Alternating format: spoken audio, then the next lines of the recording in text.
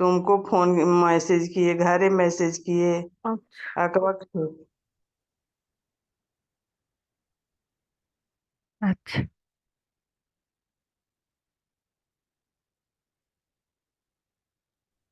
सोई है कि नहीं हम।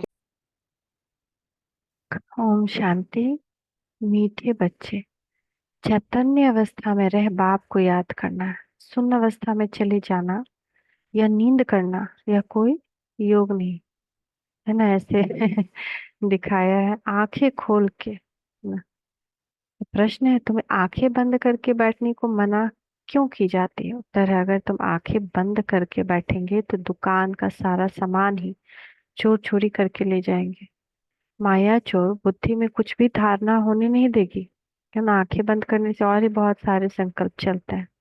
तो आंखें बंद करके योग में बैठेंगे तो नींद भी आ जाएगी, पता ही नहीं चलेगा। इसीलिए आंखें खोल कर बैठना है। काम काज करते बुद्धि से बाप को याद करना है। इसमें हठ योग की बात नहीं, काम काज करते हुए ही बाप की एकदम इतनी सुंदर याद रहे, उसके लिए ड्रिल्स बहुत जरूरी है। एकाग्रता की शक्ति आएगी तभी हम काम काज भी जल्दी कर पाएंगे।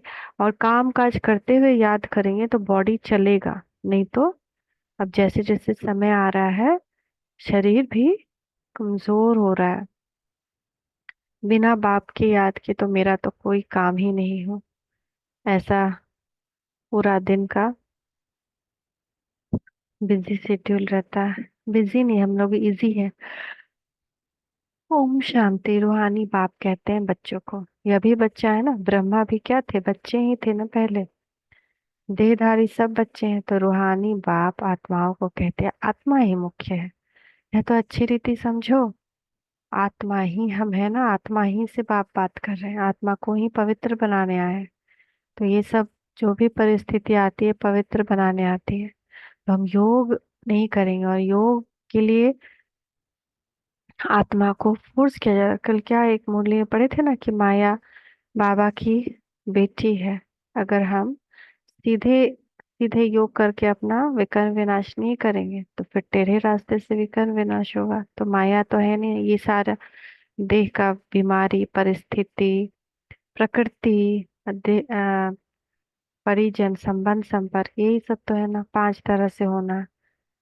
तो दिसंबर आते आते और ही ज्यादा हो जाना है। उसके बाद स्थिति ही नहीं रही कि बैठ के कोई योग करे। बीमारी कोविड के बाद से ही बीमारी से ऐसी स्थिति हो गई कि रात भर बैठना मुश्किल है। नहीं तो पहले तो और भी शरीर में ताकत था ना। अब धीरे धीरे फिर उसके बाद धीरे धीरे और ही ब्रेक डाउन हो रहा है आदमी, परिस्थिति आता है तो उसमें भी आदमी हताश होता है। हताश नहीं होना है। एक मैं विजयी रतन आत्मा हूँ, ये पूरा ये करना है, मैं विजयी रतन आत्मा हूँ। और दूसरे आत्मा को भी प्रेरणा देना है कि आप आओ योग में, जो ज्ञान में नहीं है उनको बताना है कि कैसे विघ्न विनाश होता है इससे। और जो बीमार हैं उनको भी बताना है कि एकदम आत्मा जान परमात्मा को याद कर अशरीरी हो जाएंगे तो जल्दी बीमारी ठीक हो जाएगा। तो ये सारी बातें समझानी, यहाँ जब सब सामने बैठते हैं तो ऐसे नहीं शरीर से न्यारा हो गुम हो जाना है। शरीर से न्यारा हो गुम हो जाना यह कोई याद की यात्रा की अवस्था नहीं। यहाँ तो सुजाग हो बैठना है। चलते फिरते उठते बैठते अपने को आत्मा समझ बाप को याद करना है। बाप ऐसे नहीं कहते हैं आप बैठ बेहोश हो जाओ, इसे बहुत बैठे बैठे गुम हो जाते हैं। तुम्हें तो सुजाग होकर बैठना है और फिर पवित्र भी बनना है।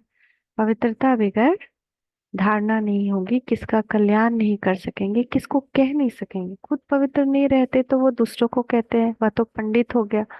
लेकिन ब्राह्मण आत्मा बिना खुद धारणा किए किसी को बोल नहीं सकती। एक सेकेंड आ रहे हैं।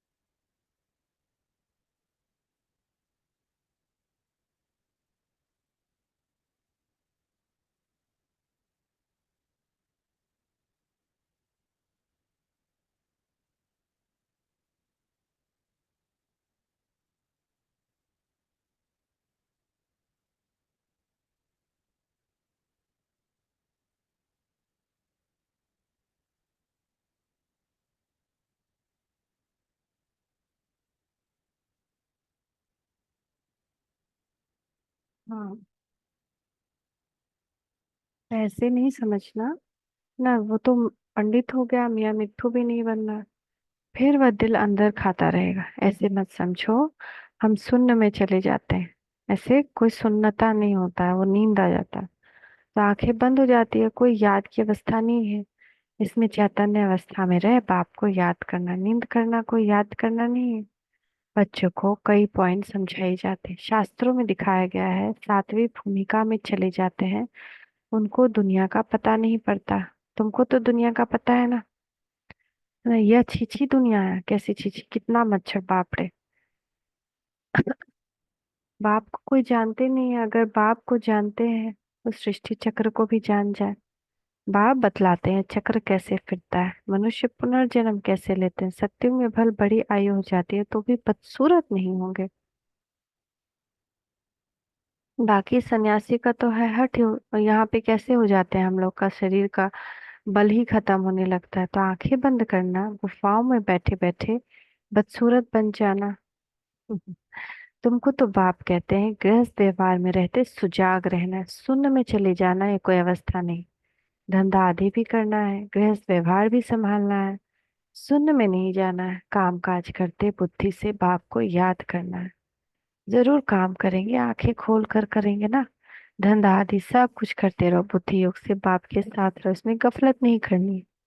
एक सेकेंड के लिए भी भुलाना नहीं है, क्योंकि उसी एक सेकेंड का वार हो सकता है। जैसे जैसे टाइम बीतेगा, बहुत बहुत नाजुक समय आएगा। उस नाजुक समय में एक सेकंड भी याद गया तो फर्क पड़ जाएगा। इसलिए दुकान पर बैठ आंखें बंद हो जाएगी तो कोई सामान ही ले जाएंगे और पता नहीं पड़ेगा। ये कोई अवस्था नहीं है। हम देह से न्यारे हो जाते। ये सब हठ योगियों की बातें हैं, रिद्धि सिद्धि वाले करते हैं। बाप तो अच्छी रीति बैठ समझाते हैं, इसमें आंखें नहीं बंद करनी है। बाप कहते हैं मित्र संबंधियों को जो बैठ याद करते हो सब भूल जाओ। एक बाप को याद करना है, सिवाय याद की यात्रा के पाप कट नहीं सकते। भोग ले जाते हैं, गुम हो जाते हैं सूक्ष्म वतन में, इसमें क्या होता है। जितना समय वहां है विकर्म विनाश हो न सके, शिव बाबा को याद कर न सके, न बाबा की वाणी सुन सकेंगे तो घाटा पड़ जाता है। परंतु यह ड्रामा में नूंद है, इसीलिए जाते हैं, फिर आकर मुरली सुनते हैं। इसीलिए बाबा कहते हैं, जाओ फौरन आओ, बैठो नहीं। खेल पाल करना बाबा ने बंद कर दिया है, यह भी घूमना फिरना रुलना हुआ ना।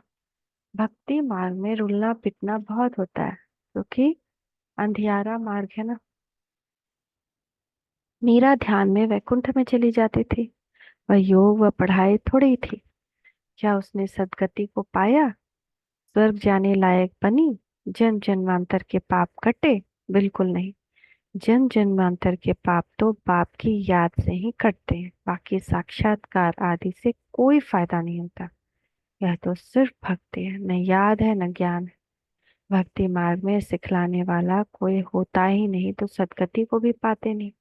भल कितना भी साक्षात्कार हो, शुरू में तो बच्चियां आप ही चली जाती थी, मम्मा बाबा थोड़ी जाते थे। ये तो शुरू में बाबा को सिर्फ स्थापना और विनाश का साक्षात्कार हुआ, पीछे तो कुछ हो नहीं हुआ। हम किसको भी भेजते नहीं, हाँ बिठा कर कह देते हैं बाबा इनकी रस्सी खींचो। वह भी ड्रामा में होगा तो रस्सी खींचेंगे, नहीं तो नहीं। साक्षात्कार तो ढेर होते, जैसे शुरू में बहुत साक्षात्कार करते थे, पिछाड़ी में भी बहुत करेंगे। मिरुआ मौत मलुका शिकार, इसका मतलब समझते हैं। जो शुरू से आ, इसका यहाँ पे देखिए का, इसका पहले मीनिंग एग्जैक्ट समझते हैं। मिरु जानवर को कहते हैं और शिकारी को मालूक कहते हैं। जब शिकारी मिरु को तीर मारता है तो उसकी मौत होती है, लेकिन मलुक को खुशी होती है। ऐसे ही विनाश के समय पर माया और प्रकृति दोनों ही फुल फोर्स पर अपने अंतिम दाव लगाएंगे, बहुत प्रॉब्लम लाएंगे। जैसे किसी युद्ध स्थल में भी अंतिम दृश्य हास्य पैदा करने वाला होता है और हिम्मत बढ़ाने वाला भी होता है, ऐसे ही कमजोर आत्माओं के लिए अंत का समय का दृश्य हास पैदा करने वाला होगा और मास्टर सर्वशक्तिमान आत्माओं के लिए हिम्मत और उल्लास देने वाला होगा। उनके सामने नई दुनिया के नजारे होंगे। तो हमको अपनी स्थिति ऐसी बनानी, एक बाप दूसरा ना कोई, बहुत बहुत बहुत याद में रहना। कॉन्स्टेंटली 1 सेकेंड के लिए भी यही पुरुषार्थ होना चाहिए कि कोई और देहधारी याद नहीं आए, तभी हमारा आत्मिक स्थिति नहीं जाए। कंटिन्यूअसली सामान के सीप पे और 5 स्वरूप।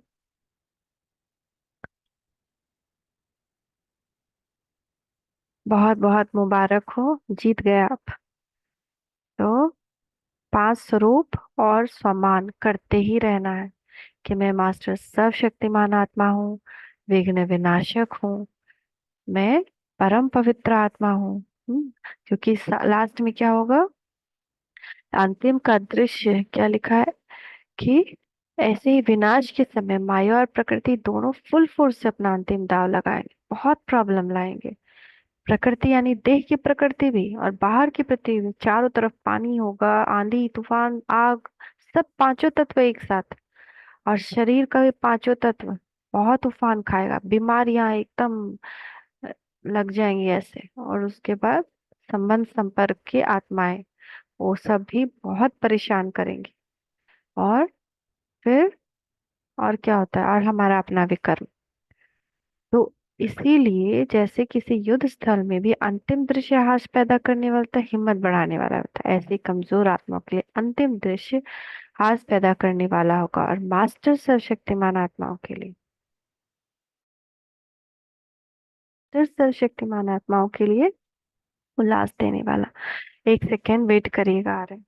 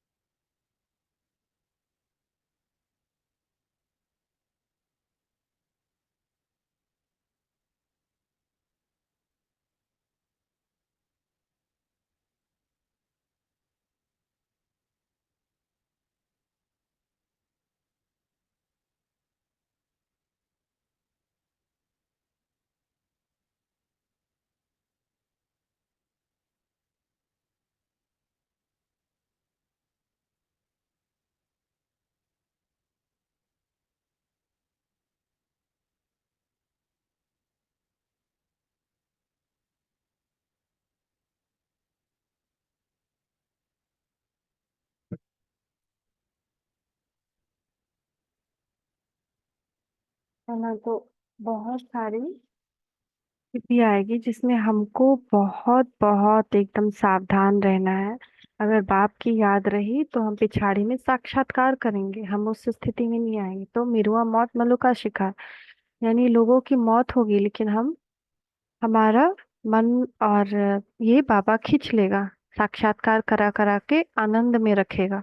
इसलिए योग बहुत जरूरी है। योग से विकर्म विनाश होगा तो परिस्थिति से बचेंगे ना। तो इतने ढेर मनुष्य हैं, सब शरीर छोड़ देंगे, शरीर सहित कोई सत्युग में व शांति धाम में नहीं जाएंगे। कितने मनुष्य शरीर छोड़ देंगे, कितने ढेर मनुष्य हैं, सब विनाश को प्राप्त करेंगे। अचानक अचानक आत्मा सब अलबेली होके बैठी है ना, आनंद ले रही है कि ये है वो है, ज्ञान लेने के बाद भी ज्ञान में योग नहीं कर रही, आनंद ले रही है ना। तो वो सारे बच्चों की स्थिति को कौन संभालेगा, उसको भी तो संभालने के लिए ताकत चाहिए ना। मुरली समझ में नहीं आता है, योग समझ में मेहनत नहीं किए तो अंत में क्या होगा, पछताना पड़ेगा। तो इसलिए सब कुछ जगाना है, अभी भी कुछ तो मिल जाए, कुछ तो बच जाए, कुछ तो शक्ति आ जाए। तो बाकी एक आदि सनातन देवी देवता धर्म की स्थापना हो रही है ब्रह्मा द्वारा। हम्म, और हमेशा इस संकल्प के साथ पुरुषार्थ करना है कि मैं विजयी रतन आत्मा हूँ, कल्प पहले भी विजयी बनी थी, फिर विजयी बनूंगी। हर परिस्थिति और जितनी भी परिस्थिति और परेशानी है वो सब विनाश हो रहा है, मैं विघ्न विनाशक आत्मा हूँ। योग में रह करके जब किरणें फैलाएंगे तो घर से, संसार से, पड़ोस से विघ्न समाप्त होगा। तो बाकी एक आदि सनातन देवी देवता धर्म की स्थापना हो रही है ब्रह्मा द्वारा। तो तुम बच्चियां गांव गांव में जाकर कितनी सर्विस करते हो, यही कहती हो कि अपने आप को आत्मा समझ बाप को याद करो। सन्यासी तो राजयोग सिखलाना जानते नहीं है। बाप भी कह राजयोग सिखलावे कौन, तुम बच्चों को बाप अभी राजयोग सिखला रहे हैं, फिर राजाएं मिल जाते। तुम अपार सुखों में रहते हो, वहां तो फिर याद करने की दरकार ही नहीं, रिंचक भी दुख नहीं होता, आयु भी बड़ी, काया भी निरोगी होती है। यहाँ कितने दुख हैं, ऐसे तो नहीं बाप ने दुख के लिए खेल रचा है। ये तो खेल सुख दुख हार जीत का आदि अनादि है। इसके बाद ही तो सुख आएगा ना। लेकिन ये दुख और बढ़े नहीं, हम संपूर्णता को प्राप्त हो जाए तो दुख खत्म हो जाए, संसार एक ही क्षण में सब सोया रहे और सब कुछ विनाश हो जाए, वो कितना अच्छा है। लेकिन हम संपूर्ण नहीं हुए हैं तो खेल चलेगा। तो सभी आत्माओं के दुख का कारण कौन? एक एक ब्राह्मण आत्मा, क्योंकि वो संपूर्णता को प्राप्त ही नहीं की है।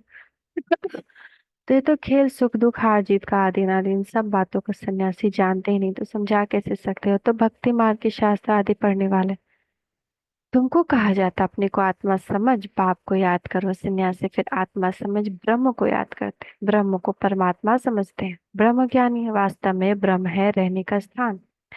जहाँ तुम आत्माएं रहते हो फिर कहते हैं हम उनमें लीन होंगे, उनका ज्ञान ही सारा उल्टा है। यहाँ तो बेहद का बाप तुम बच्चों को पढ़ाते हुए कहते हैं भगवान 40,000 वर्ष बाद आएगा, इसको कहा जाता है अज्ञान अंधियारा। बाप कहते हैं नई दुनिया की स्थापना और पुरानी दुनिया का विनाश करने वाला तो मैं हूँ। कौन कह रहा है? महाकाल। मैं स्थापना कर रहा हूँ, विनाश भी सामने खड़ा, अब जल्दी करो। पावन बनो तभी पावन दुनिया में जाएंगे, है ना? सजा खा के नहीं जाना पड़े। ये सब क्या है? परिस्थितियां, सजाएं ही तो है ना अपवित्रता की। अगर उसको योग से बाप की याद से भस्म कर दिया तो सजा नहीं मिलेगी। तो यह तो पुरानी तमोप्रधान दुनिया है। जो बीमार हैं उनको भी कहें कि अपने को आत्मा समझ परमात्मा शिव बाबा को याद करो। लक्ष्मी नारायण का राज्य थोड़ी है, इनका राज्य नई दुनिया में था, अब नहीं है। यह पुनर्जन्म लेते आए हैं। शास्त्रों में तो क्या क्या लिख दिया है। कृष्ण को दिखाया है अर्जुन के घोड़े गाड़ी में बैठा है, ऐसे नहीं कि अर्जुन के अंदर कृष्ण बैठा है। कृष्ण तो देहधारी था ना, न कोई लड़ाई आदि की बात है। उन्होंने तो पांडवों और कौरवों का लश्कर अलग अलग कर दिया है। यहाँ तो यह बात ही नहीं। यह भक्ति मार्ग क्या था? शास्त्र सत्यों में यह होते नहीं। वहाँ तो ज्ञान की प्रारब्ध राजधानी है, वहाँ सुख ही सुख है। बाप नई दुनिया स्थापन करते हैं तो जरूर नई दुनिया में सुख होगा ना। बाप कभी पुराना मकान बनाते हैं क्या? बाप तो नया मकान बनाते हैं। उस दुनिया को ही सतो प्रधान दुनिया कहा जाता है। अभी तो सब तमो प्रधान अपवित्र है, पराये रावण राज्य में बैठे हैं। राम तो कहा जाता है, शिव बाबा को राम राम कह राम नाम का दान देते। अब कहाँ राम कहाँ शिव बाबा। अब शिव बाबा तुम बच्चों को कहते हैं माँ में कम याद करो, जहाँ से आए हो वहां ही पवित्र, वहां ही फिर जाना है। जब तक बाप को याद कर पवित्र नहीं बनेंगे तो वापस भी नहीं जा सकेंगे। तुम्हारे में भी कोई बिरले हैं जो अच्छी रीति बाप को याद करते हैं, मुख से तो कहने की बात नहीं, भक्ति में राम राम कहते हैं, है ना? तो गीता में भी है मनुष्याना सहस्रेषु कश्चित दति सिद्धये यत्तामपि सिद्धानाम कश्चित मावेति तत्वतः। हजारों मनुष्यों में कोई एक मेरी प्राप्ति के लिए यत्न करता है, और उस यत्न करने वाले योगियों में से भी कोई एक मेरे परायण होकर मुझे तत्व से अर्थात यथार्थ रूप से जानता है। तो हम अब बाबा को पूरी तरह समर्पण कर दें। बाबा ये तन तुम्हारा, ये मन तुम्हारा, ये संबंध संपर्क आत्माएं तुम्हारे बच्चे, इनका ख्याल करो।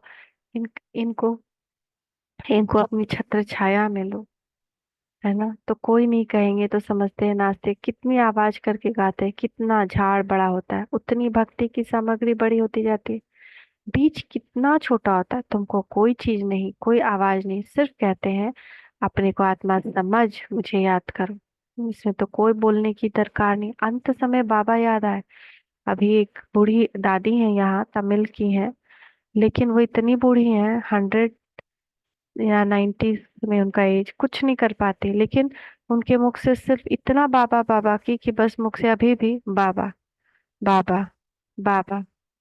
तो अंतमति सुगति हो जाएगी ना। अंत में मैया गे बप्पा गे बचाओ, कहाँ हो, और कोई याद नहीं है।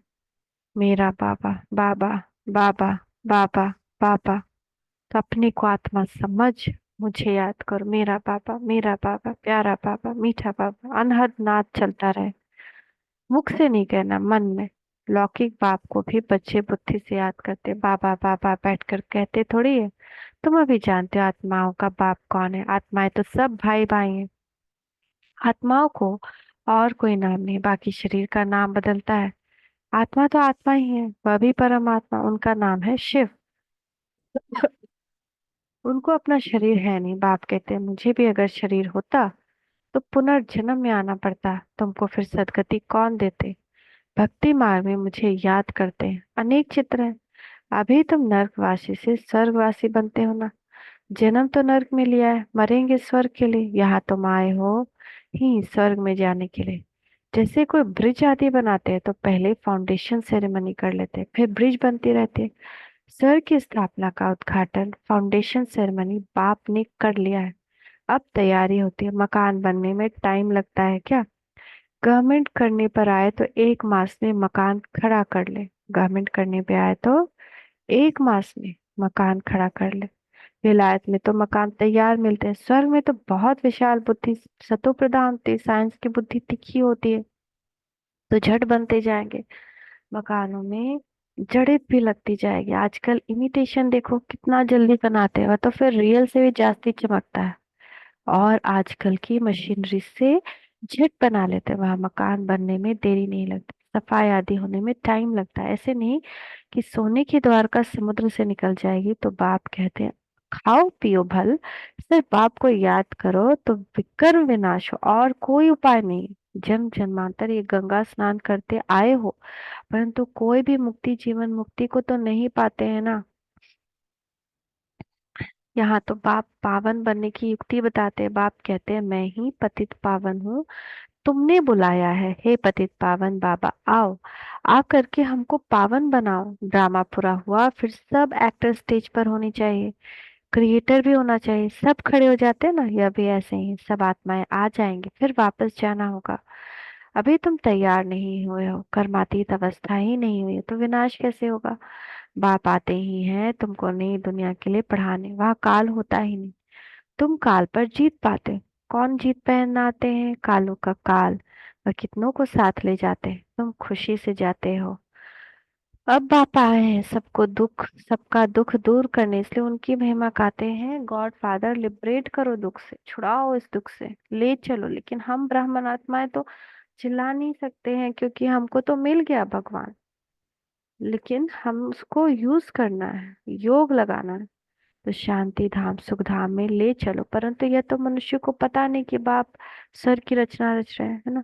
अब समझिए कि मान लीजिए हम थकावट से अपने आप को सुला देते हैं, सुबह नहीं उठते हैं, लेकिन परिस्थिति में कोई बीमार है तो उठना तो पड़ेगा ही ना।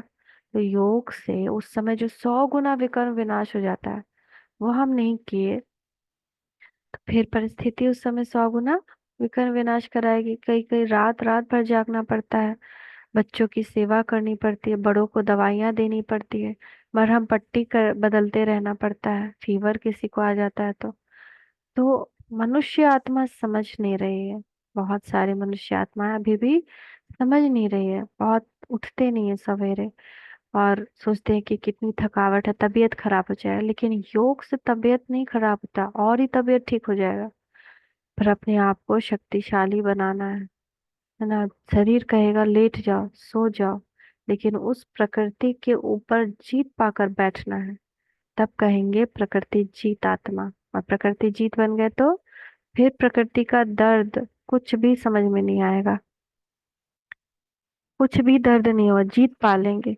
कितना भी बड़े से बड़ा भयंकर परिस्थिति होगा, कुछ भी हो जाएगा, तो भी हम इतने स्ट्रांग बन जाएंगे कि कि कुछ भी मेरे ऊपर हावी नहीं हो सकता है।